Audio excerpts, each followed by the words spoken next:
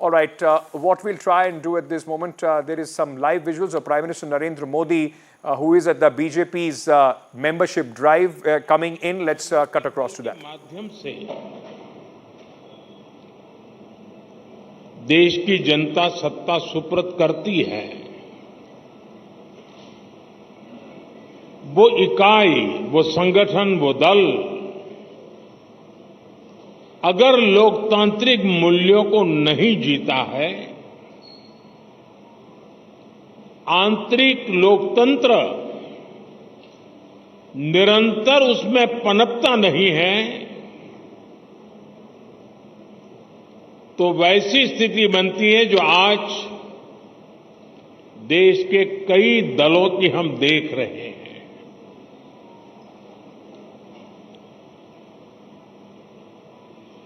और जैसा अमित भाई ने कहा, हिंदुस्तान में एकमात्र यही दल है जो अपनी पार्टी के संविधान के अनुसार अक्षरशः लोकतांत्रिक प्रक्रियाओं को उसका पालन करते हुए अपने कार्य का विस्तार कर रहा है और जन सामान्य की आशा आकांक्षाओं पर खरा उतरने के लिए अपने आप को निरंतर योग्य बनाता रहता है।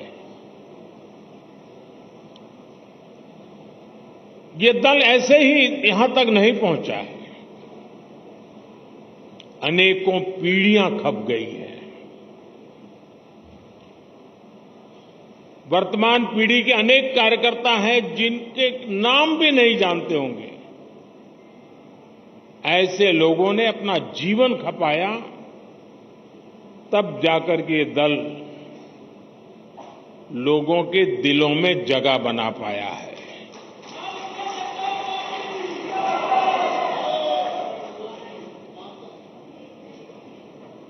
मैं जब राजनीति में नहीं था,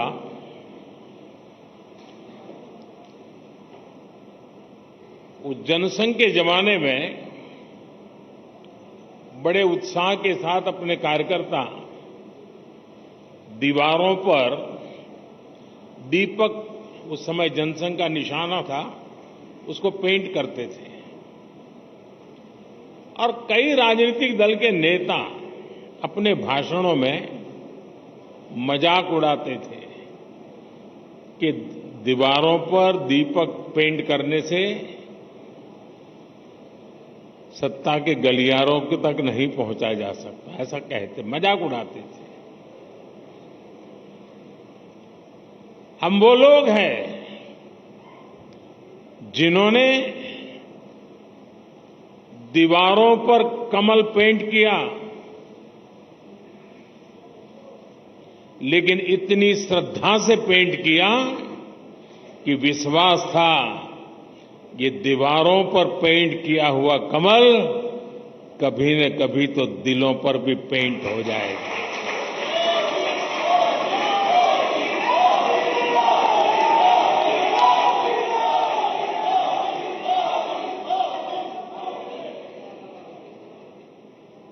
और कुछ लोग हमेशा हमारी मजाक उड़ाते रहे हैं। जब संसद में हमारे 2 सदस्य थे, तब भी इतना भद्दा मजाक हमारे लिए उड़ाया गया था। कुछ लोगों का चरित्र ही ऐसा होता है और उनको लगता है कि ऐसा करने से वो बड़े बन जाते हैं। लेकिन ऐसी सब प्रकार की आलोचनाओं को झेलते हुए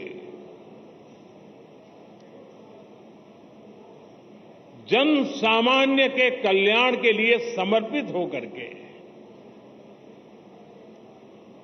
नेशन फर्स्ट की भावना को जीते हुए हम चलते ही रहे। और पंडित दीनदयाल उपाध्याय जी ने हमें मंत्र दिया था, चरैवेति चरैवेति चरैवेति, चलते रहो। एक समय था जब जनसंघ और भाजपा के कार्यकर्ता की पहचान, और आज भी कुछ राज्यों में भारतीय जनता पार्टी उसी जीवन को जीते हैं और अपने आदर्शों के लिए जूझते हैं।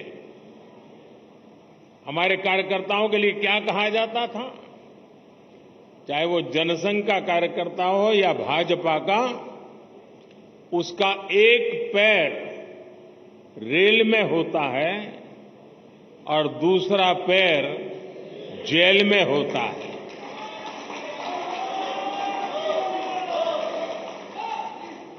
रेल में इसलिए कि भारतीय जनता पार्टी का कार्यकर्ता निरंतर भ्रमण करता था, प्रवास करता था, जहां भी उसको जाना होता वो दौड़ता रहता था और समाज की समस्याओं के समाधान के लिए सत्ता पर बैठे हुए लोगों के सामने संघर्ष करता था, और इसलिए कभी जेल तो कभी बाहर, ये उसकी स्थिति रहती थी। मुझे याद है करीब 50 साल पहले की बात होगी, जनसंघ के लोग अहमदाबाद में सत्याग्रह कर रहे थे और एक अपनी कार्यकर्ता बहन जो जेल गई थी, करीब करीब 1 महिला लोग सब जेल में रहे थे सिर्फ आंदोलन करने के लिए, और उसकी गोद में 9 महीने का बच्चा हाथ में लेकर के वो जेल में 1 महीना गुजार करके आई थी। ऐसे जुल्म सह करके ये पार्टी यहां पहुंची है।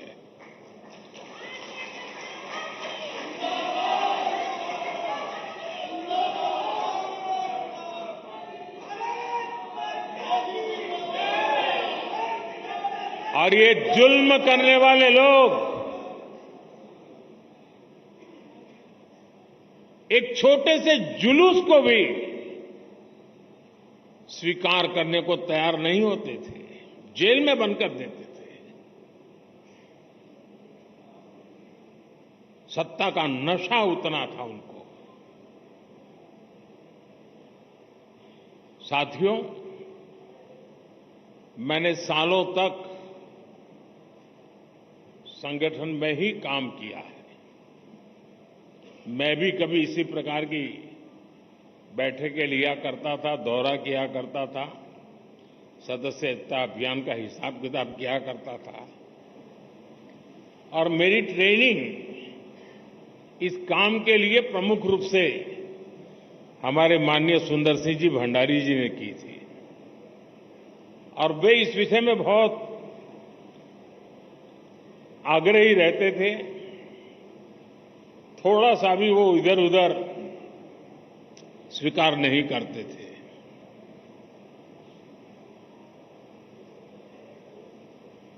कभी कभी लोगों को ऐसा भी लगता था कि भाई एक स्ट्रक्चर बना देने से क्या होगा,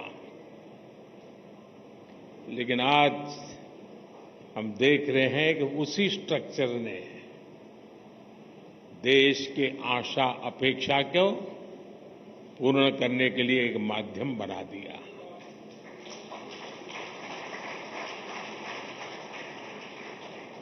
अब हम सदस्यता के लिए जाएंगे। साथियों, ये सदस्यता कर्मकांड नहीं है। हमारे लिए सदस्यता यानी अपने परिवार का विस्तार है। हमारे परिवार में अगर किसी का जन्म होता है तो जितनी खुशी होती है, हमारे परिवार में शादी कर करके कोई बहू आती है तो परिवार के विस्तार का जो आनंद होता है, वो आनंद बीजेपी में जो कोई नया सदस्य बनता है, परिवार के विस्तार का आनंद होता है।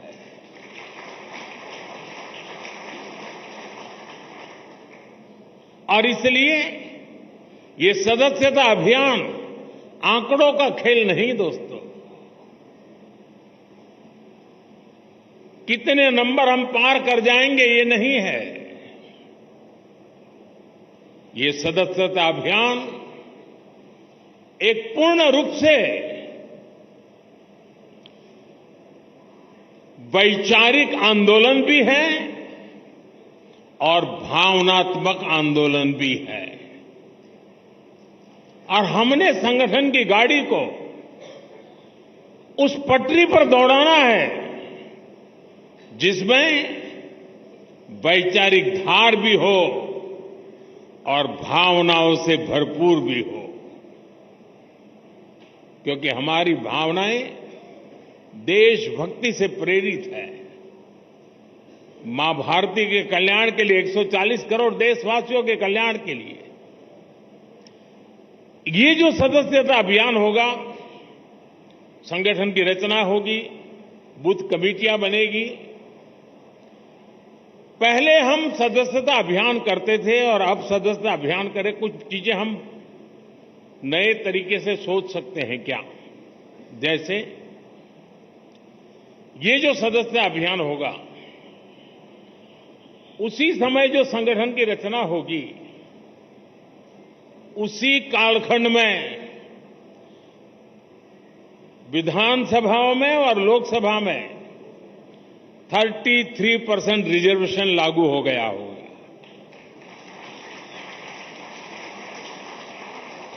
महिलाओं के लिए अगर ये 33% रिजर्वेशन इसी कालखंड में आने वाला है, तो क्या मेरी सदस्यता अभियान में मैं ऐसे सभी लोगों को जोड़ूंगा जो मेरे पार्टी के इतने महत्वपूर्ण निर्णय में अधिकतम महिलाओं को विजयी बना करके एमएलए, एमपी बना सके।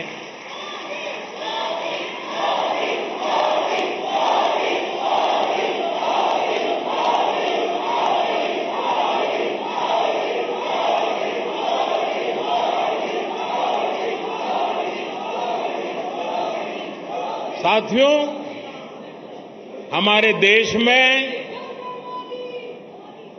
पूरे विश्व के लिए, खास करके ग्लोबल साउथ के देशों के लिए, डेवलपिंग कंट्रीज के लिए एक मॉडल रूप काम हमने किया है, और वो है एस्पिरेशनल डिस्ट्रिक्ट, एस्पिरेशनल ब्लॉक। और हम चाहते हैं कि जो अब तक जिसकी कोई चिंता कोई नहीं करता था, परवाह नहीं करता था, मुलाजिम भी वहां पर नौकरी करने के लिए जाने को तैयार नहीं होता था, पिछड़े रहते थे, हमने उसे एस्पिरेशनल डिस्ट्रिक्ट, एस्पिरेशनल ब्लॉक बनाया है। और हमारी कोशिश है कि जल्द से जल्द उस राज्य की जो पैरामीटर्स हैं उसमें जरा भी वो पीछे ना हो सके तो उससे भी आगे जाए, और हो सके तो नेशनल लेवल पे भी जो पैरामीटर्स में हो जाए। और इतना सुखद अनुभव रहा है कि एस्पिरेशनल डिस्ट्रिक्ट में गवर्नेंस पर फोकस करने के कारण, जन भागीदारी के कारण, जन सामान्य की आकांक्षाओं, अपेक्षाओं को चिन्हित कर उस पर काम करने के कारण आज देश की एस्पिरेशनल डिस्ट्रिक्ट, एस्पिरेशनल ब्लॉक करीब करीब स्टेट में टॉप की बराबरी करने लग गए हैं। क्या हम अपना संगठन की रचना करते समय ये एस्पिरेशनल डिस्ट्रिक्ट, एस्पिरेशनल ब्लॉक, उसमें विशेष अभियान चला करके वहां के हर पोलिंग बूथ में अपना झंडा गाड़ सकते हैं? दोस्तों, और हमें कागज लेके बैठना पड़ेगा, भाई मेरे इलाके में ये एस्पिरेशनल ब्लॉक है, उन एस्पिरेशनल ब्लॉक के अंदर इतने पोलिंग बूथ है, उस पोलिंग बूथ के अंदर मुझे इतनी मेंबरशिप का टारगेट है, मैं उसको करूंगा। हम प्रयास करें। आपने देखा होगा कि हमने एक बहुत बड़ा आमूलचूल परिवर्तन किया है। किसी समय हिंदुस्तान के आखिरी गांव के रूप में सीमावर्ती गांव जाने जाते थे और नेगेटिविटी का जन्म उस शब्दों में ही शुरू हो जाता था। हमने तय किया कि आखिरी गांव नहीं है, ये मेरे देश के पहले गांव हैं। अगर ये गांव हिंदुस्तान के सीमा के छोर पर है, अगर सूरज की पहली किरण आएगी पूरब में होगा तो पहले उसी को स्पर्श करते हुए हम तक पहुंचेगी। वो पहला गांव है। और इसलिए हमने पूरी तरह बदला है विचार। क्या हम एक स्पेशल इकाई बनाएं? जो जो राज्य सीमावर्ती राज्य है वे ये जो पहला गांव है उसमें सबसे पहले मेंबरशिप का अभियान चलाएं और पूरे के पूरे गांव को भारतीय जनता पार्टी का किला बना सकते हैं। और जो सीमा के आखिरी छोर पर बैठा हुआ वो गांव जब भारतीय जनता पार्टी का किला बनता है ना, तब वो भारत का किला अपने आप बन जाता है। तो मेरे लिए सदस्यता ये सिर्फ पार्टी का नंबर बढ़ाने के लिए नहीं, मेरी सदस्यता मेरे देश को मजबूत बनाने के लिए भी है। और इसलिए मैं उन गांवों को किला बना के छोड़ूंगा।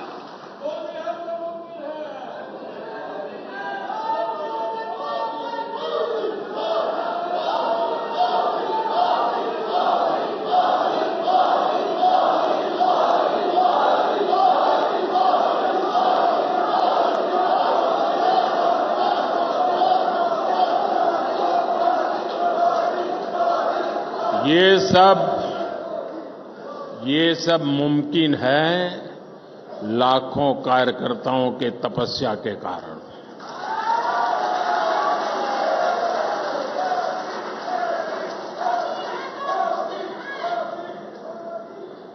साथियों, उसी प्रकार से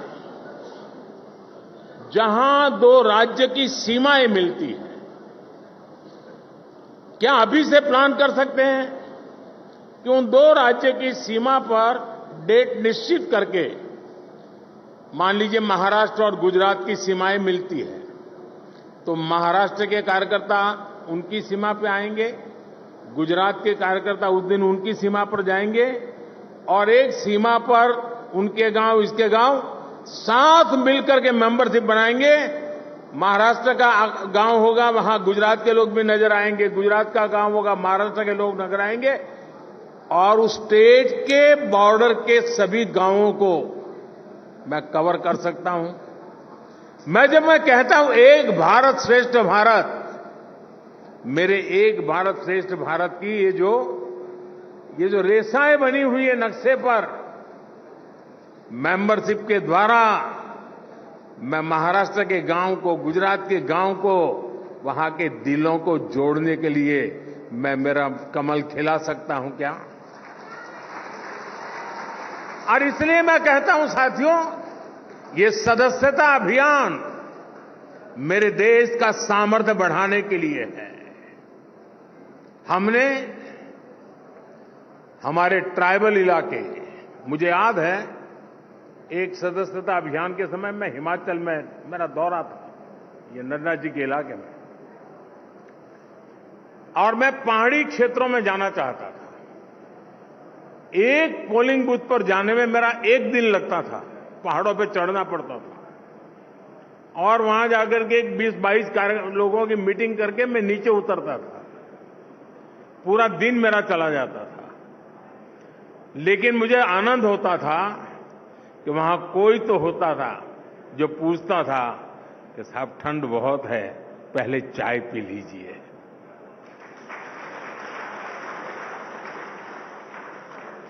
यानी किसी ने तो तपस्या की थी, किसी ने तो मेहनत की थी। क्या हम, हमारे जो ट्राइबल बेल्ट है उसमें दूर दराज के जो क्षेत्र हैं उसमें भी अभी जैसे आपने देखा होगा पीएम जनमन योजना शुरू की है।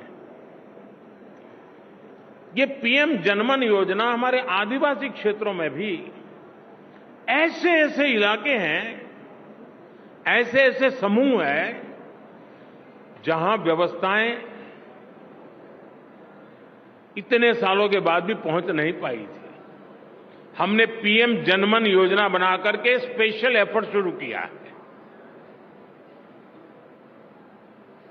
वो पॉलिटिकल वोट बैंक की ताकत नहीं है, क्योंकि बहुत छोटी संख्या में है। लेकिन साथियों, अगर उंगली का नाखून भी पक जाता है ना, तो पूरे शरीर में दर्द होता है। वो भी तो मेरा शरीर के हिस्से हैं। वो दुखी हो, वो दुखी हो, पीड़ित हो, मेरे देश में मुझे भी उसकी पीड़ा होती है। इस पीड़ा का अनुभव करते हैं, तब जाकर के पीएम जनमन योजना जन्म लेती है। सरकार तो पहुंचेगी, रोड भी बन जाएंगे, बच्चों का स्कूल में एडमिशन भी हो जाएगा, लेकिन कमल कौन खिलाएगा?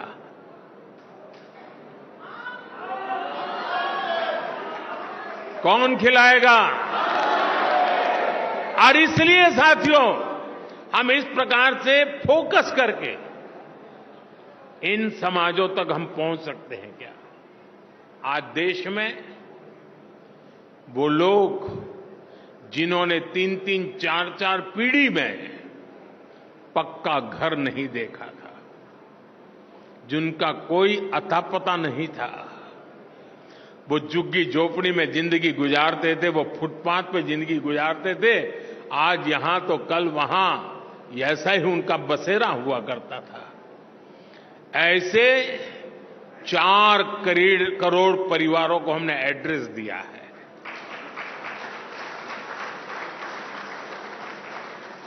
और जब जिंदगी में घर का पता तय हो जाता है ना, तो मंजिल का पता भी अपने आप बनने लग जाता है।